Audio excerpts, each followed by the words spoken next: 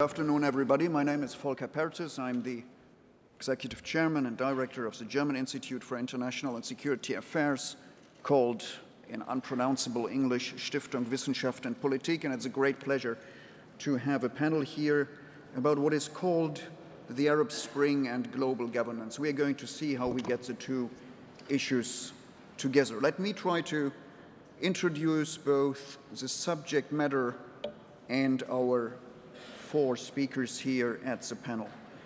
I guess we are witnessing, indeed, a historical moment in the Arab world, which, if we put it on the order of magnitude of world events, is probably only to be compared to what we have seen in Europe in 1989, 1990. Now, don't get me wrong, it doesn't mean it's the same. But already today, if we compare the Arab world with what we would have witnessed exactly 1 year ago, we see that about 100 million people are living freer today than they did 1 year ago. Now, it's a difficult process of change. Not everything we see is pretty. If we compare events in the Arab world today to 1989, 1990 in Europe, we certainly see that the process of change we are witnessing in the Arab world seems to be more complicated, messier, if you so wish, and it may take much longer. I guess if we speak of an historical hour here in the Arab world, we have just witnessed the first 3 minutes or so of it in this year, 2011. So it means we have a decade or two which might be rather turbulent and volatile in the Arab world. Now, some call it the Arab Spring, and that is actually also in the title of our panel. For me, the term Arab Spring is a little bit too seasonal and probably doesn't really invite much strategic patience. Others call it the Arab Awakening. This word has been used this morning by Abdallah Gül, this afternoon by Abdallah Gül. Now, this may suggest that the region had been asleep rather than just politically stagnant. So probably we may discuss that. We should speak about the Arabs or the Arab countries' moment of change. And it seems to me that no country in the Arab world, from Morocco in the west to the Persian Gulf to Saudi Arabia and the other monarchies on the Arab Peninsula, will be totally unaffected. No country will be immune. Another thing we may be discussing. Certainly, we also witness how different Arab countries actually are, not only given different resource endowments, also given different histories, different political cultures, different traditions, different socializations into political behavior. So the Arab countries are going to deal with these winds of change in different ways. And some may turn to democracy.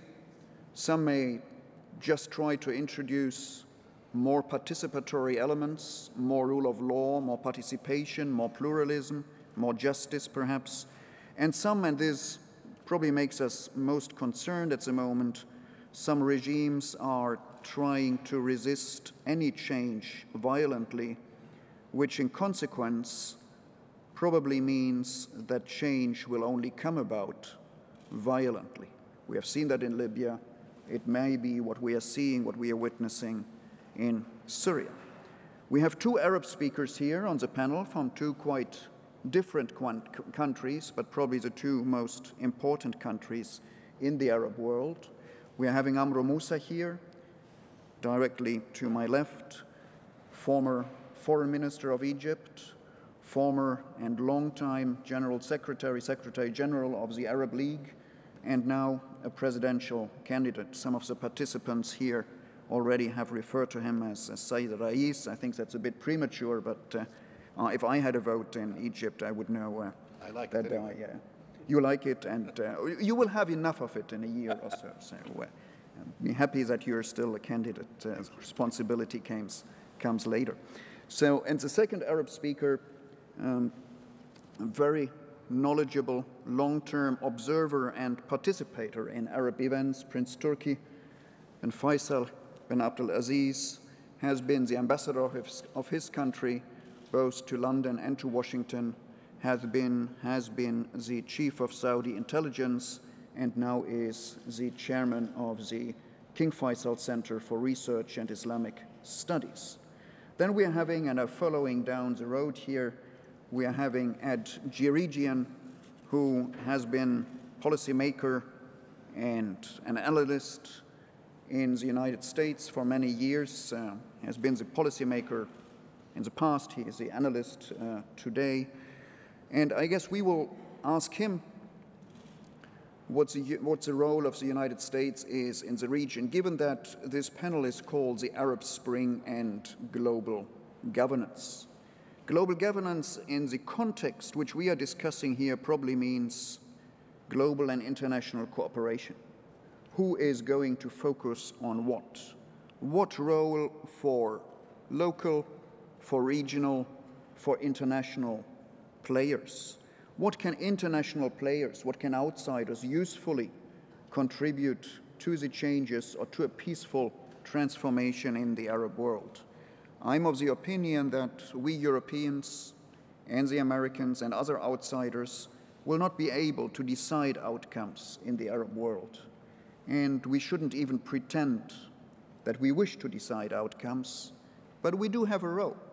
We do have an impact, and this is almost regardless whether we do something or whether we fail to do something. There will always be an impact. The United States, as it seems, has lost some appetite in dealing with all the matters in North Africa and the Middle East. Americans already tried to make clear to the Europeans that if there was a war in Libya, the Europeans should rather try to lead it alone. Didn't happen like that, but I guess the interest of the United States will be much more focused on two areas in the broader Middle East, which is the Persian Gulf and the Israeli-Arab fold, and we will hear more about what the US role is. And then, finally, but not least important, political transformations will make little sense, will not succeed if there isn't an economic basis to it.